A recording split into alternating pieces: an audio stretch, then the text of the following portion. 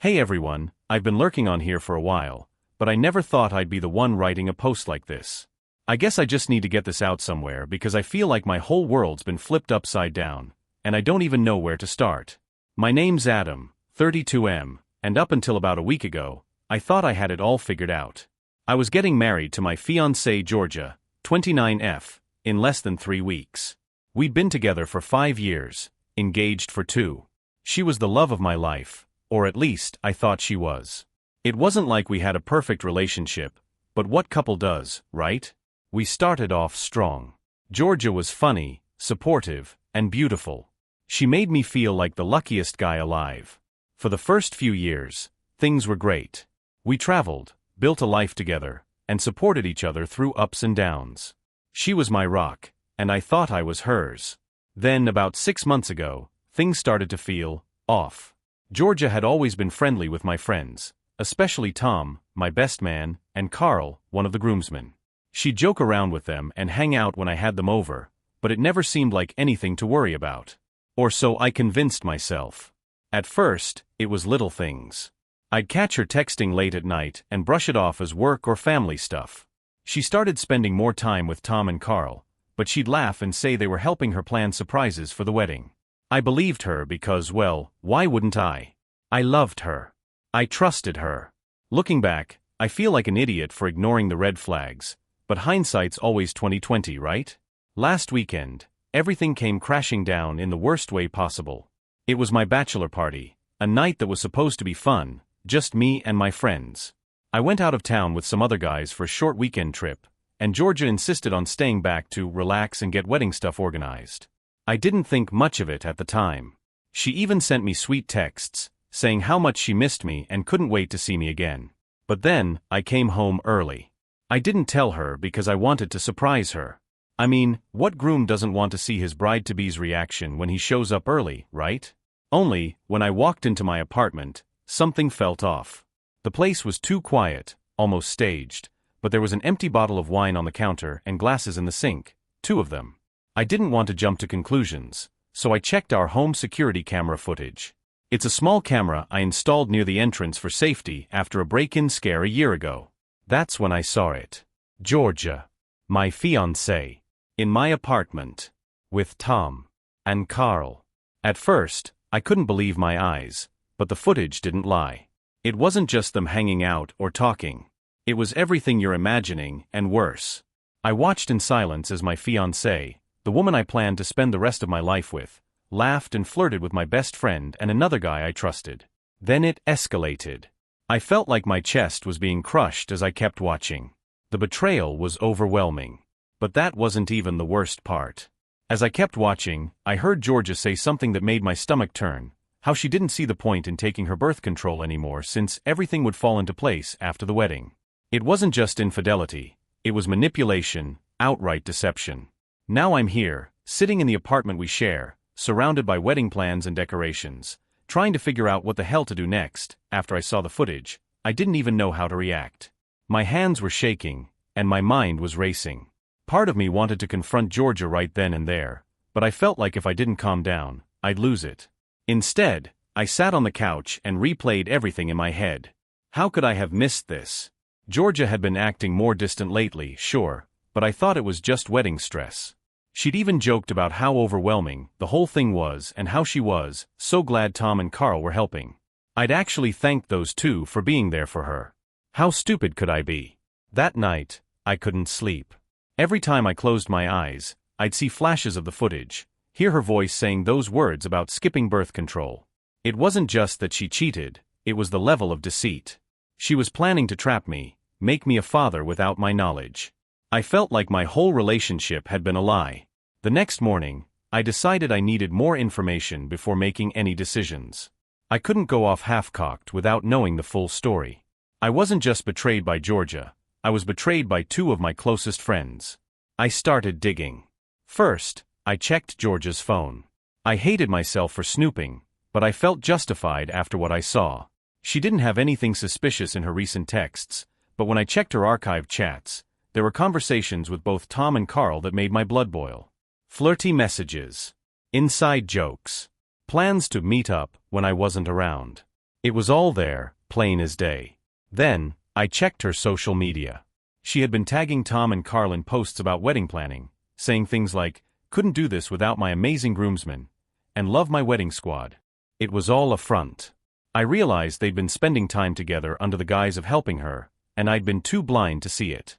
Finally, I pulled up more of the security footage from the bachelor weekend. It wasn't just a one-time thing. Over the course of 2 nights, Tom and Carl had both been in and out of my apartment. Georgia didn't even try to hide it. I felt like I was watching someone I didn't know, a stranger who looked like the woman I loved. By the time Georgia came home that afternoon, I was ready to explode. But I knew I needed to keep my cool. If I confronted her now, I wouldn't get the full truth. I needed to play it smart. When she walked through the door, she smiled at me like everything was fine. "Hey babe. You're back early. How was the trip?" I looked at her, trying to read her face, her body language. She seemed so normal, so unaffected. I forced a smile and said, "It was fine. I just missed you and wanted to come back early." She laughed and gave me a quick kiss on the cheek, then started talking about wedding stuff. I felt like I was in a parallel universe, listening to her talk about flower arrangements and seating charts while knowing what she'd been doing behind my back. I wanted to scream, but I stayed calm. "I'm glad you're home," she said, sitting down next to me. "I was just going over the final guest list. Can you believe it's only 3 weeks away?" I nodded, trying to keep my voice steady. "Yeah, it's coming up fast." Inside, I was seething. 3 weeks away? 3 weeks from standing in front of everyone we know and vowing to spend our lives together? I couldn't let it happen, but I needed to be strategic. I wasn't just dealing with Georgia. I had to figure out how to handle Tom and Carl too. For now, I played along, nodding and smiling as she talked about the wedding. But my mind was already working on the next step, gathering as much evidence as I could and planning how to confront them. This wasn't going to be pretty. That night, I could barely look at Georgia without feeling sick, but I knew I couldn't tip her off. I needed time to figure out my next move. She went to bed early, saying she was exhausted from finalizing wedding details. I stayed up, pretending to work on seating arrangements, but really I was replaying the footage, rereading the messages, and trying to make sense of everything. The betrayal wasn't just a mistake or a lapse in judgment, it was deliberate. Tom and Carl weren't just random guys. They were supposed to be my brothers, my closest friends. And Georgia, she didn't just cheat. She lied, planned, and manipulated. I decided I needed an ally, someone who wasn't involved, someone I could trust. So I called my sister, Emma. She's always been my sounding board, and she's never sugarcoated anything for me. "Adam," she answered groggily. It was nearly midnight. "What's going on?" I need to talk. It's about Georgia." Her voice immediately sharpened. "What happened? Is everything okay?" "No," I said, my voice cracking. "It's not." I told her everything. The footage. The messages. The plans Georgia had been making behind my back. By the time I finished, Emma was furious. That snake," she spat. "And your so-called friends? Unbelievable. Adam, you can't go through with the wedding. You know that, right?" "I know," I said quietly. "But I don't want to just call it off. I want them to face the consequences." Emma was quiet for a moment. "What are you thinking?" "I don't know yet," I admitted. I can't let them walk away from this like it's nothing. They've been laughing behind my back, treating me like a fool. I want them to know they didn't get away with it." Emma sighed. "I get it, but you need to be careful. Don't let your anger make you do something you'll regret." Her words stuck with me. I knew she was right, but the anger was eating me alive. I had to do something. I couldn't just sit back and let them destroy my life. The next day, I started gathering more evidence. I went through every text, every email, every bit of security footage I had. I even started recording conversations with Georgia, just in case she slipped up. I knew I'd need everything if I wanted to expose them. Meanwhile, Georgia acted like nothing was wrong. She spent the day on the phone with vendors and bridesmaids, chatting excitedly about the wedding. Every time I heard her laugh, it felt like a knife in my chest. How could she be so calm, so normal, after everything she'd done? That evening, I decided to test the waters. While we were having dinner, I casually brought up Tom and Carl. "You've been spending a lot of time with the guys lately, I said, keeping my tone light. What are you all working on? She didn't even flinch. Oh, just some fun surprises for the wedding. You'll love it, I promise. Her smile was so convincing, so genuine, that I almost believed her. But I knew better now. Sounds exciting, I said, forcing a smile. I can't wait to see what you've come up with. She laughed and reached for my hand. You're going to love it. I want everything to be perfect for you. Perfect for me? The words made my stomach churn. If only she knew I already had the truth. But for now, I played along, knowing the storm was about to hit. I wasn't just going to call off the wedding. I was going to make sure Georgia, Tom, and Carl felt every ounce of the betrayal they dished out. This wasn't just about ending the relationship. It was about exposing the truth. The morning after finding that damning video, I woke up feeling like I was walking through a fog. Georgia was already up, humming to herself in the kitchen like she didn't have a care in the world. The sound of her carefree melody churned my stomach, but I knew I couldn't let her see that anything was wrong, not yet. When I walked into the kitchen, she turned around with a bright smile. Morning, babe. Coffee's ready. I forced a smile. Thanks. She leaned in and kissed me on the cheek like she hadn't spent the weekend betraying me with two of my closest friends. What's your plan for today? She asked as she poured her own coffee. Work, mostly. You? I asked, keeping my tone light. More wedding prep, she said with a dramatic sigh. It's never-ending. Carl said he'd help me with the seating chart later. He has some great ideas. Hearing his name made my blood boil, but I nodded. Sounds good. He's always been good at organizing. She laughed. You're lucky to have friends like him and Tom. They've been such a big help. Lucky? I felt like screaming, but I swallowed the anger and played along. Yeah, they're great, I said, barely keeping the venom out of my voice. As the day went on, I knew I needed to keep my head clear. I couldn't confront her, or them, until I had everything lined up. I spent the afternoon making multiple backups of the evidence, the security footage, the texts, and the video I'd found. I saved copies to a secure cloud account, a USB drive, and even an external hard drive, just in case. If this blew up, I wasn't about to lose my leverage.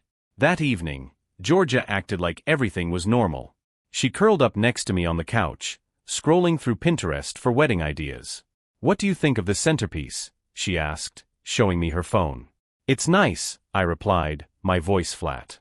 She frowned. You okay? You've been quiet today. I forced a smile. Just a lot on my mind. Work stuff. She seemed to buy it because she didn't push further. But in that moment, I realized how little she really knew me, or maybe how little she cared. If she'd looked closer, she would have seen the storm brewing behind my eyes. That night, while she slept soundly beside me, I stared at the ceiling, planning my next move. I wasn't just going to confront her, I was going to take back control. This wasn't just about Georgia. It was about Tom and Carl too. They thought they could walk all over me, but they had no idea what was coming. Tomorrow, I'd start setting the stage for the confrontation of a lifetime. The next morning, I sent a group text to Tom and Carl. Hey guys, I was thinking we should get together soon, just the three of us. It's been a while since we hung out without all the wedding stuff. Maybe this weekend. Tom replied almost immediately. Sounds great. Saturday works for me. Carl followed up a few minutes later. Same here. Looking forward to it. Perfect. They didn't suspect a thing. That evening, I told Georgia I'd be meeting up with Tom and Carl over the weekend. She seemed pleased. That's great. You deserve a little break from all this wedding madness. Her words hit me like a slap. Was she mocking me? Or was she so confident in her lies that she thought I'd never find out? Either way, I stayed calm and smiled. Yeah, it'll be good to catch up. Over the next few days, I made sure everything was in place. I rehearsed what I'd say, how I'd say it, and even how I'd respond to their excuses. I wasn't going to give them a single inch to manipulate the situation. When Saturday finally came, I was ready. They thought it was just a casual hangout, but I knew it was the beginning of the end, for all of them. Saturday came, and I arrived early at the bar. I picked a quiet corner booth where we wouldn't be overheard. My heart was pounding, but I kept reminding myself to stay calm. This wasn't about venting my anger, it was about exposing the truth and making them face the consequences. Tom showed up first, grinning like nothing was wrong. Adam. Good to see you, man, he said, clapping me on the back as he slid into the booth. "You too," I replied, forcing a smile. Carl arrived a few minutes later, looking a little more nervous than Tom. Maybe he sensed something was off, or maybe it was just Carl being Carl. He never handled pressure well. "Hey guys," he said, sitting down across from me. I ordered a round of drinks to ease into things. We chatted casually for a bit, reminiscing about old times and joking about the wedding. I played along, laughing when they did, but my mind was laser-focused on the moment I dropped the hammer. After the first round, I leaned back in my seat, my tone shifting. "You know, guys, I've been doing a lot of thinking lately." Tom raised an eyebrow. "Oh yeah? About what?" "About trust," I said, locking eyes with him. "About how much I trust the people closest to me, like my fiancée and my best friends." Carl shifted uncomfortably, but Tom just gave me a confused smile. "Okay, where's this coming from?" I pulled out my phone and placed it on the table, the screen dark. "It's funny, really. You think you know people. You think they have your back. But then, sometimes, you find out they've been lying to your face." Tom's smile faltered. "What are you talking about, Adam?" I stared at him for a long moment, then at Carl, whose face was already pale. "You too. Georgia. My apartment." Carl's mouth opened like he wanted to say something, but no words came out. Tom, on the other hand, tried to play dumb. "What? I don't know what you're talking about." I unlocked my phone and tapped the screen, pulling up a still image from the security footage. It was them, Tom, Carl, and Georgia, sitting on my couch, too close for comfort. I slid the phone across the table. "Does this jog your memory?" Carl's eyes widened, and he looked like he might pass out. Tom's face darkened, his confident facade cracking. "Adam, it's not what it looks like." "Oh, it's exactly what it looks like," I snapped, cutting him off. "You think I'm stupid? I've got the footage, the texts, and even the videos. Don't insult me by pretending this isn't what it is." Tom sat back, his jaw tightening. "Look man, let's not do this here." "No Tom," I interrupted, my voice cold. "We're doing this now. You don't get to brush this off. You don't get to pretend you didn't betray me." Carl finally found his voice, stammering, I'm sorry, Adam. I didn't mean." "You didn't mean what?"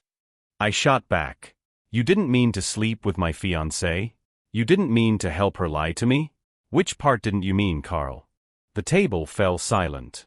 For the first time in years, I saw them for who they really were, cowards who couldn't even own up to what they'd done.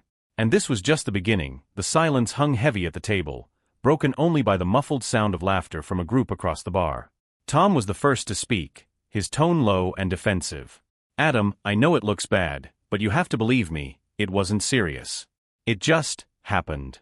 I leaned forward, my voice steady but laced with anger. "It just happened? Is that supposed to make me feel better? You're my best friend, Tom. You were supposed to stand next to me on my wedding day. Instead, you're sneaking around with my fiancée and laughing about it behind my back." Carl, sweating bullets, muttered, "I didn't mean for it to get out of hand. She came onto me, Adam.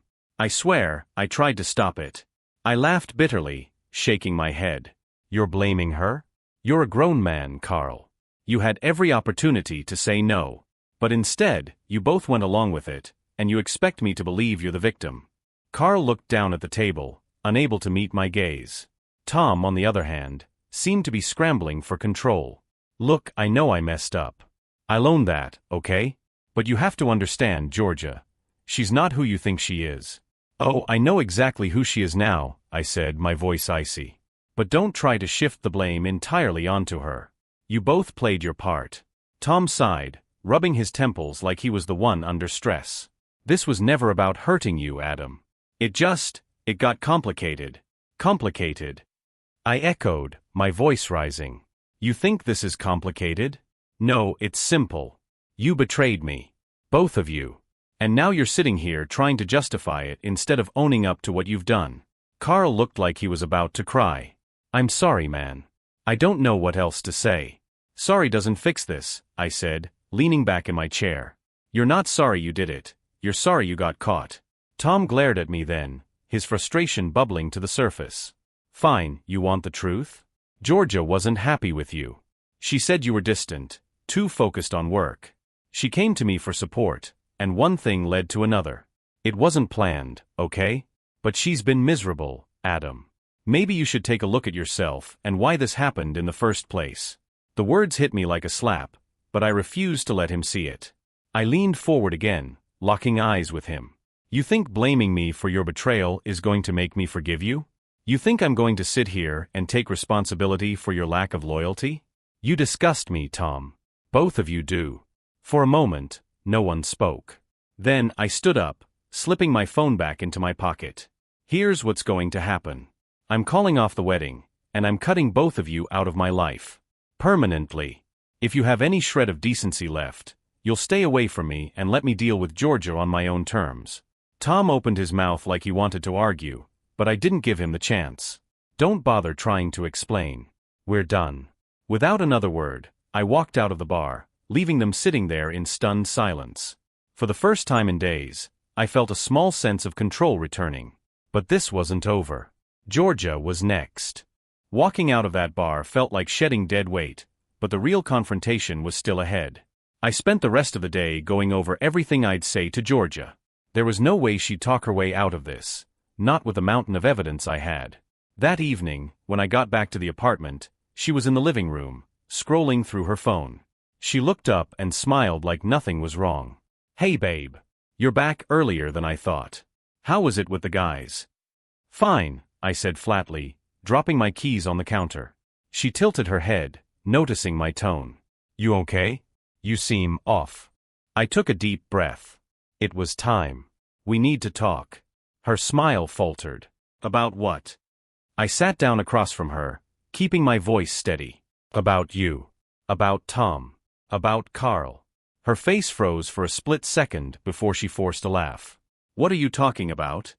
I'm talking about what you've been doing behind my back, I said, pulling my phone from my pocket. I know everything, Georgia. The security footage, the texts, the video. I know. Her expression changed in an instant, her smile gone, replaced by a mix of shock and fear. Adam, wait. Whatever you think you know, it's not. Don't, I interrupted, holding up a hand. Don't insult me by lying right now. I've seen the footage. I've read the messages. I know what you've been doing in this apartment while I was away. Her mouth opened and closed, but no words came out. She looked like a deer caught in headlights. It wasn't. I didn't mean for it to happen, she finally stammered. That's what Carl said, I said coldly. And Tom. Funny how none of you meant for it to happen, yet here we are. Tears welled up in her eyes. Adam, please. I love you. It was a mistake. A mistake. I snapped. A mistake is forgetting to lock the door or burning dinner. This wasn't a mistake. It was a choice. You didn't just betray me once. You lied to me over and over again. You planned to marry me while sneaking around with two of my best friends. Her tears spilled over, and she started sobbing. I didn't know how to stop it. It got out of hand. I didn't mean to hurt you, Adam. I swear. I shook my head, my voice steady despite the storm raging inside me. You didn't mean to hurt me? You laughed about it. I saw the video, Georgia. You and Tom joked about me being clueless, about everything falling into place after the wedding. Her sobbing intensified, and she buried her face in her hands. I was stupid. I was so stupid. I don't know why I did it. Stop, I said sharply, cutting her off. I don't want your excuses. I want the truth. How long has this been going on? She hesitated, her voice shaking. About 6 months. I clenched my fists, forcing myself to stay calm. And you didn't think to end it? To come clean? You were just going to go through with the wedding and pretend everything was fine. I didn't know what else to do, she cried. I was scared of losing you, Adam. I didn't want to ruin everything. I stared at her, disgusted. You didn't want to ruin everything? You already did. The moment you let them into our lives like this, you destroyed everything we had. She reached out toward me, but I stood up, stepping back. Don't touch me. Please, she begged, her voice breaking. We can fix this. I'll do whatever it takes. Therapy, counseling, anything. Just don't leave me. I shook my head, feeling a strange sense of clarity. It's too late, Georgia. You didn't just break my trust, you shattered it. There's no fixing this. Her sobs filled the room as I turned away. I walked to the bedroom, grabbed a bag, and started packing my things. "Adam, where are you going?" she called after me. "Somewhere you're not," I said without looking back. This wasn't just the end of our relationship, it was the end of the life I thought I knew. And while it hurt more than I could put into words, I knew one thing for sure. I wasn't staying in a place filled with lies. Walking out of that apartment felt like walking out of a burning building. My head spinning, my chest tight, but at least I was free of the flames. I didn't have a concrete plan about where to go, but I knew I couldn't stay there, surrounded by the memories of a life that was never real. I got in my car and drove aimlessly for a while, my phone buzzing repeatedly. I didn't have to look to know it was Georgia. Her calls and texts came in one after another. "Adam, please come back. Let's talk this through. I'm sorry. I love you. Please don't leave like this. We can fix this. I'll do whatever you need me to do. Just come home." I ignored all of them, the knot in my stomach tightening with every ping. It wasn't just her begging that got to me, it was the fact that I could still hear her voice in my head, crying, pleading. A part of me wanted to believe her, to think this could somehow be fixed, but the evidence was too clear. There was no coming back from what she'd done. Eventually, I pulled into the parking lot of a cheap motel on the outskirts of town. It wasn't much, but it was a place to clear my head. I checked in, dropped my bag on the bed, and collapsed into the chair by the window. The silence was deafening. For the first time in days, I had no one around to pretend for, no facade to keep up. The weight of everything hit me all at once. My fiancée. My best friends. The wedding. The future I thought I was building. It was all gone. I didn't cry, I was too angry for that, but I felt hollow, like someone had scooped out everything inside me and left a shell. I sat there for hours, staring out at the neon sign of the gas station across the street, trying to figure out what to do next. By the time the sun came up, I'd made a decision. I wasn't just going to cut ties and move on quietly. Georgia, Tom, and Carl had betrayed me on a level I couldn't forgive, and they needed to face the consequences. But I wasn't going to stoop to their level. I'd take the high road, expose the truth, and let their actions speak for themselves. I started by drafting a message to our wedding guests. "Dear friends and family, I regret to inform you that the wedding is cancelled. Georgia and I will not be moving forward with our marriage. While I'm not ready to share all the details, I ask for your understanding and support during this difficult time. Thank you for respecting my privacy." Short. Direct. No drama. I hit send and watched as the message went out to everyone on the guest list. Within minutes, my phone was blowing up with calls and texts from people wanting to know what happened.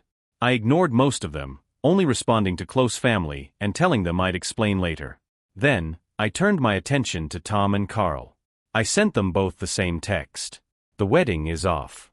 I've told everyone. You've got 24 hours to come clean to your families and friends about what you've done before I do it for you. Don't test me." It was petty, maybe, but I didn't care. They deserved to feel some of the shame and humiliation they'd put me through. Finally, I sent a message to Georgia. "I've canceled the wedding and told our guests. Don't contact me again. I'll arrange a time to pick up the rest of my things when you're not there." Her reply came almost instantly. "Adam, please. Let me explain. I love you. Don't do this."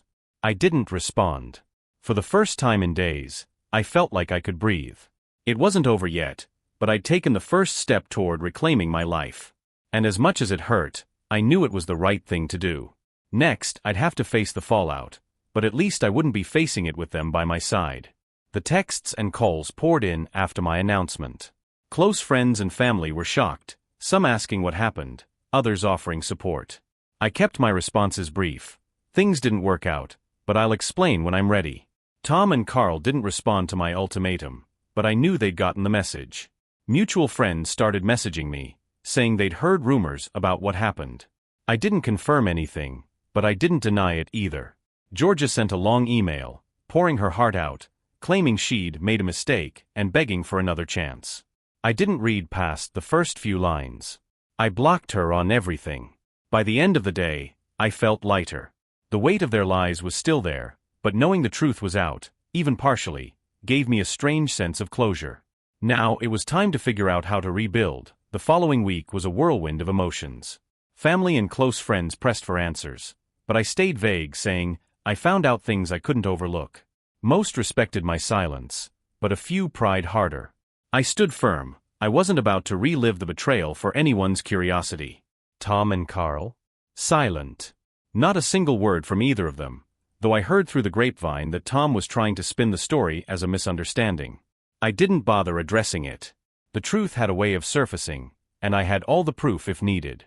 Georgia's parents called me, apologizing profusely. They were devastated and begged me to talk to her. I politely declined. "I'm sorry, but there's nothing left to say," I told them. I arranged to pick up the rest of my things while Georgia was out. Walking into that apartment was surreal. It felt smaller, emptier, tainted. As I packed, I saw traces of her everywhere: wedding notes, pictures of us, the life we'd planned. But I didn't feel sad. Just numb. By the time I left, it felt like I'd closed the door on more than just the apartment. I'd closed the door on her, on them, on everything that had been weighing me down. It was time to move forward, even if I wasn't sure what that looked like yet. Few days after I cleared out my things, the ripple effect started to show. A mutual friend texted me, asking if the rumors about Tom, Carl, and Georgia were true. I didn't confirm anything directly, just said, I found out who I could trust, and it wasn't them. It wasn't long before the full story spread. Georgia's maid of honor called, furious on my behalf. She said Georgia had been acting weird for months but didn't think it was anything this serious. She apologized for not seeing the signs. Tom and Carl, meanwhile, became pariahs in our friend group. They tried to do damage control, but no one wanted to hear their excuses. One by one, people distanced themselves. I didn't need to say a word. Their actions spoke for themselves. Georgia tried reaching out through other people, but I stayed firm. I blocked her and refused to engage. For the first time in weeks, I started to feel like I was reclaiming my life. The betrayal still hurt, but the more I saw their lives unravel, the more I realized I'd made the right choice.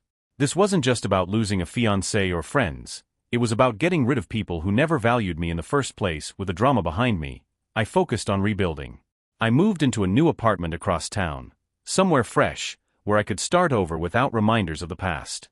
It wasn't much, but it was mine, and for the first time in a while, I felt a sense of control.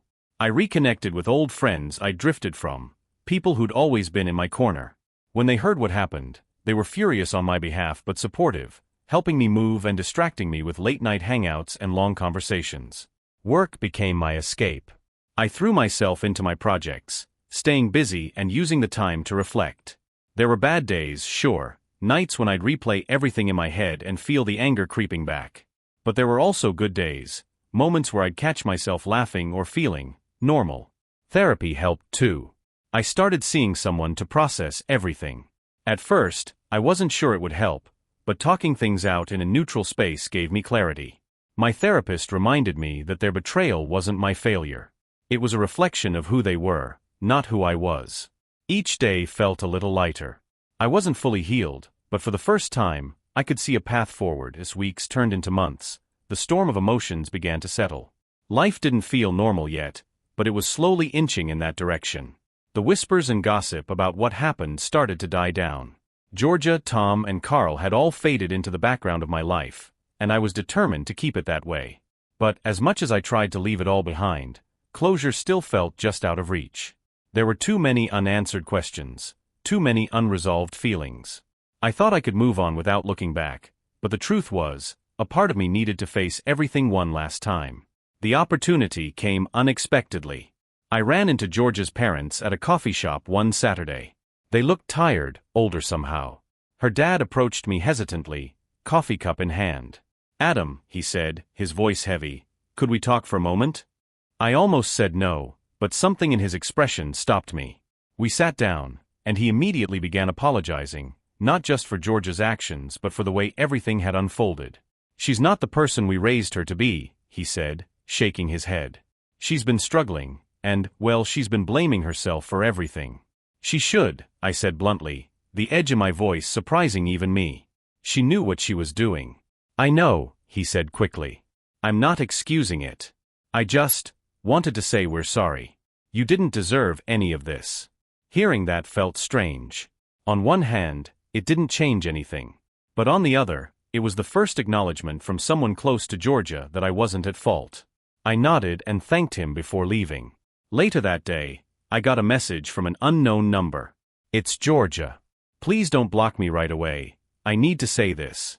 I stared at the text for a long time, debating whether to respond.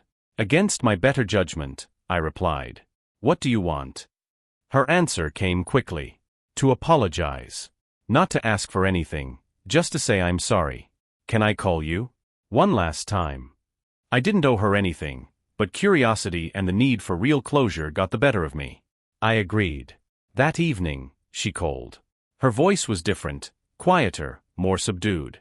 She didn't try to explain or excuse what she'd done. Instead, she admitted everything. How it started, how it spiraled, how she convinced herself she could manage the lies. "I was selfish," she said, her voice breaking. "I wanted attention, and I didn't think about what it would cost. By the time I realized how far I'd gone, it was too late. And then, I was scared. Scared of losing you, of what people would think of me. I know that doesn't excuse anything, but it's the truth. It wasn't what I expected." For the first time, she sounded genuinely remorseful. Still, it didn't undo the damage. "I appreciate you telling me this," I said finally. "But Georgia, you need to understand something. You didn't just ruin our relationship, you destroyed my trust in people I thought were my friends. You made me question everything. And you don't get to fix that with an apology." "I know," she whispered. "I just needed you to hear it. I'm trying to be better. I hope you can be happy one day, Adam. You deserve it." I didn't say anything else. After a long pause, she said goodbye and hung up. I sat there in the silence, feeling strangely calm. Maybe I'd needed to hear that. Or maybe it didn't matter at all. What mattered was that I'd survived. That night, I wrote down a list of goals for myself, things I wanted to accomplish, places I wanted to see, ways to make my life my own again. It felt good, focusing on the future instead of the past. For the first time in months, I felt like I was truly moving forward. But there was still one part of the story left to close. One final chapter to write. A year had passed since the day my world collapsed, and as strange as it sounds, I was grateful for it. The pain, the anger, the betrayal, it all led me to where I was now. And where I was now felt light years away from where I had been. It hadn't been an easy journey. That first month after the breakup was pure survival. Each day was a battle against the weight of what had happened. But little by little, as I rebuilt my life, I learned that survival could eventually lead to thriving. The wedding was a distant memory, one I rarely thought about unless someone brought it up. Most people had stopped asking questions after my initial announcement, but occasionally, someone from the past would hear the news and reach out. "I can't believe they did that to you," they'd say, or "How are you holding up?" I'd always answer honestly, "I'm better now than I ever thought I'd be." And it was true. My career, which I'd worried might suffer because of the emotional toll, had flourished. The promotion I earned not long after the breakup was only the beginning. With my newfound focus and drive, I took on bigger projects, led teams, and even mentored new hires. The confidence I built in myself spilled over into every aspect of my life.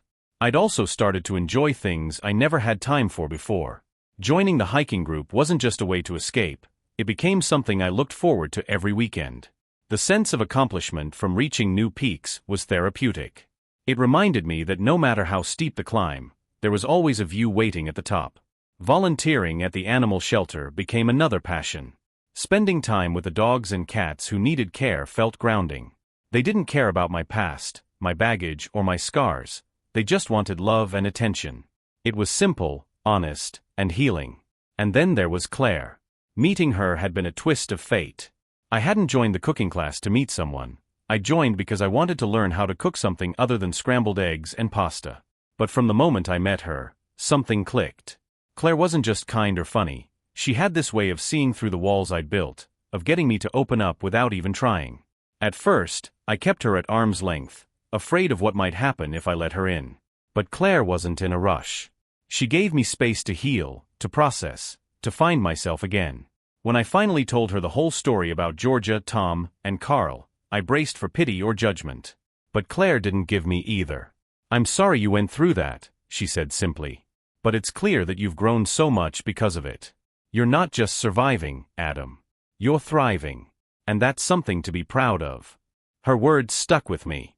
For years, I'd thought of myself as a victim of what they did to me.